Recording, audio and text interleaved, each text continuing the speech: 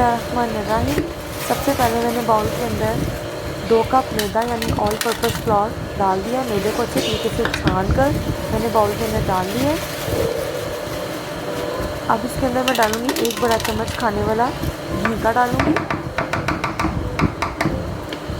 अब इसके अंदर मैं डालूँगी 1/2 टीस्पून यहाँ पे नमक का डालूँगी। 1/2 टीस्पून यहाँ पर अजवाइन डालूँगी। इससे बहुत ज़बरदस्त टेस्ट आता है। इन तमाम चीज़ों को अच्छी तरीके से मिक्स कर लूँगी। मिक्स करने के बाद इसको 1 गिलास पानी में लूँगी और थोड़ा थोड़ा डालती जाऊँगी और इसको आटे की तरह गूँथती जाऊँगी। जिस तरह से हम आम रूटीन में आटा गूँथते हैं उस तरीके से मैं इसको गूँथ लूँगी। लेकिन इसकी डो जो है वो ज़्यादा मुलायम या सॉफ्ट नहीं करनी, थोड़ी हार्ड रखनी है। तो मैं इसको आटे की तरह गूँथ लूँगी। तो जी व्यूअर्स, यहाँ पर तकरीबन 5 मिनट लगे। मैंने इसको अच्छे तरीके से आधे गिलास पानी के साथ गूँधा है डो को। और अब आप यहाँ पे देख सकते हैं कितनी ज़्यादा सॉफ्ट हो गई है, हाथों के साथ बिल्कुल भी नहीं चिपक रही। और ना ही मैंने इसको ज़्यादा लेस डाल में सॉफ्ट किया है कि हाथों के साथ ही चिपके, थोड़ी सी हार्ड रखी है। 2 कप मैदे को मैंने आधे गिलास पानी से गूँधा है, इससे ज़्यादा पानी मैंने इस्तेमाल नहीं किया। अब यहाँ पर मैंने एक बाउल में डाल के डो को सेट होने के लिए रख दिया है। कवर अप करके आप बाहर भी रख सकते हैं। तो डो तो हमने सेट होने के लिए रख दिया है। अब हम यहाँ पे स्टफिंग रेडी करेंगे। आधा किलो बॉयल आलू है।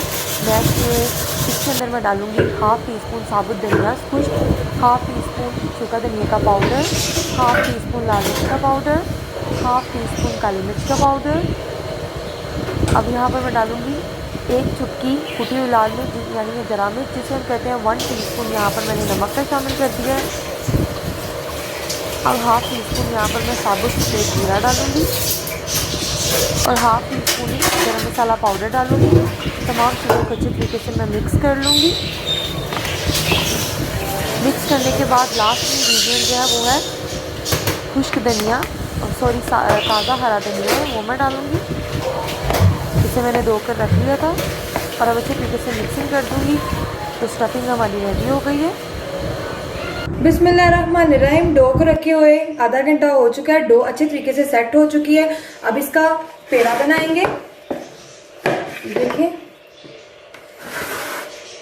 खुश्क मैदे में इस तरह से करके इसका पेड़ा बनाएंगे एक।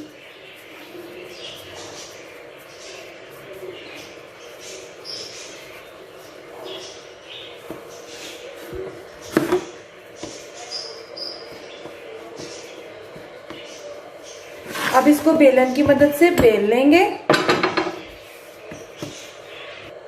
ये देखिए, इसको बेलन की मदद से सारा बेल लेंगे।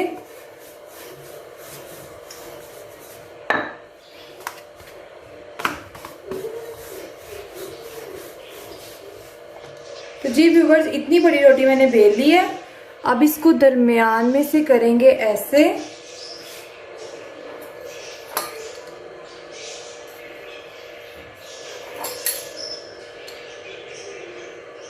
ये देखें, ऑपोजिट आपने रखकर इसके लगाने हैं। फिर हम इसको करेंगे ऐसे। ये देखें,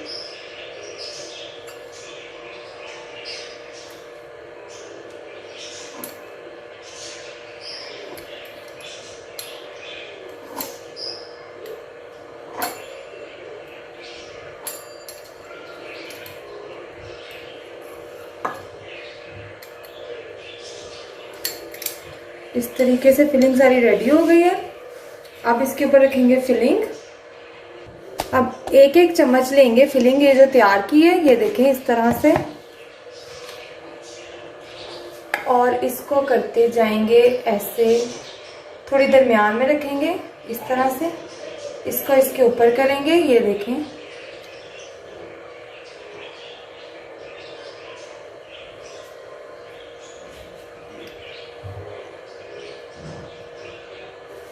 तो ये इजीली सेपरेट हो गई है।